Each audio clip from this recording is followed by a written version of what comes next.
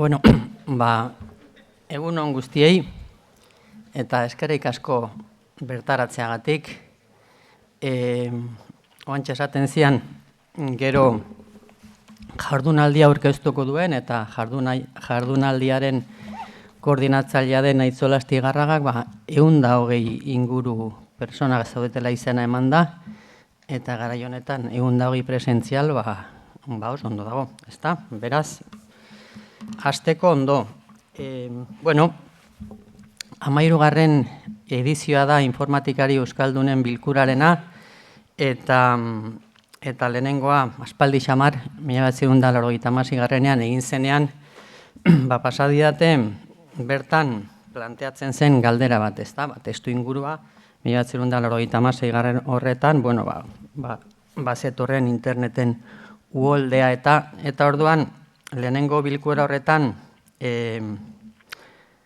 lehenek eta behin testu ingurua izanik, ingelesa zela informatika arloan hizkuntza nagusia gaztelaniak esaten zan 1986 bat zuela bere lekua informatika arloan, eta orduan informatikari euskaldunen bilkura hartan galdera zen ea gure hizkuntzak etorkizunik baldu informatika munduan.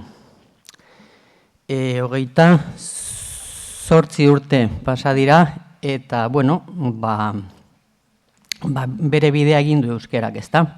Bide zabala estua, hori baloratzeko izango litzateke, baina bere bidea egin du, eta 2024 honetan, eta ikusita gaurko jardunaldiaren izenburua adimen artifizial sortzailearen inguruan, bagian gaur egun ere ari horretatik tiraka, 1986ko ari horretatik tiraka plantea genezake ea gure hizkuntzak etorkizunik baldu adimen artifizialaren esparruan, ezta.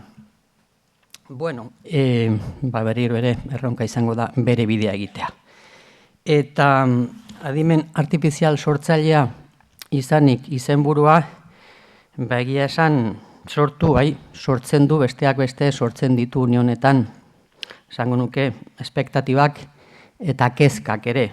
Eta zentzu horretan, euren egitekoen artean egonik euskal gizartean dauden kezkei saiatzea ekarpen akademiko bat egiten, adimen artifizialak esan bezala espektatibak eta kezkak ere sortzen dituenez, hor kokatu genezake gaurko jardunaldia ekarpen gogoeta akademiko bat egiteko helburuarekin, ezta. Bueno, eta besterik gabe, Aitzoli hitza eman baino lehen, eskertu nola ez jardunaldia antolatu zuen informatika sailari, beti ueun hain aktibo den informatika sailari, benetan eskertu 13. edizio hau, baita ere eskertu Donostiako udalari bere babesagatik, eta azkenik Euskal Herriko Unibertsitateari areto ederra erabiltzeko aukera emateagatik. Bueno, eta besterik gabe, oparoa izan daia jardunaldia, eta hitza emango diot, hain zuzen ere, esaten nuen bezala, jardunaldiaren antolatzaile eta informatikako sailburu den Aitzola Astigarragari. Aitzol. Bai, eskerrik asko Aitor, egunon danoi, galdera egite zenunia euskerak etorkizunik eukiko duen adimen artifizialean, bueno, ez dakigu, baina orain aldia baintzat badauka eta hemen presente dago, ez da? Ikusten ditute aurpegi ezagun asko, ondo, eta zorionez aurpegi berri asko ere bai. Eta egia da aurtengo IEB inoiz baino parte hartzaileagoa dela. Eta 10 ekarpenetik gora jaso ditugu edo aurkeztuko dira gaur hemen. Izan ere, informatikari euskaldunen bilkura, egun bateko jardunaldi bezala antolatu dugu, baina bete-bete dator, eta 3 bloke nagusian antolatu dugu. Lehenbiziko blokea hitzaldiena izango da, ontxe behatzik eta 10 hasiera emango diogu, eta 12 arte. Eta hor bai, adimen artifiziala izango da, adimen artifizial sortzailea izango da gai nagusia, eta horren inguruko hitzaldiak izango dira.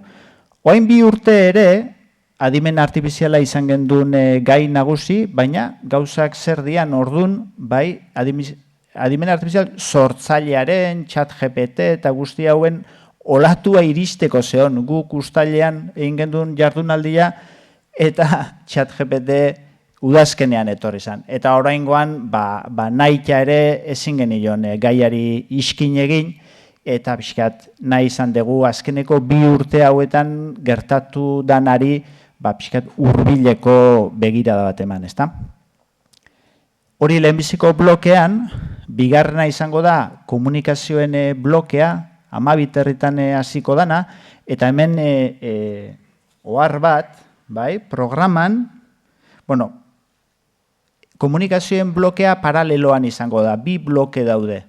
Batean, ikasleek egindako ekarpenak edo komunikazioak izango dira, eta bestean, komunikazio orokorrak deialdi irekian jasotako proposamenak.